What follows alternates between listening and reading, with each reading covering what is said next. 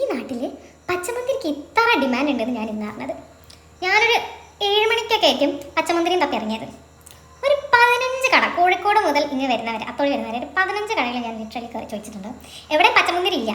എനിക്കാണെങ്കിൽ മറ്റേ awkward feeling. കഴിഞ്ഞ വർഷമൊക്കെ ഞാൻ വാങ്ങിച്ചപ്പോൾ എനിക്ക് ഇത്ര ഓക്വേർഡ്നെസ് ഫീൽ ചെയ്യുന്നു.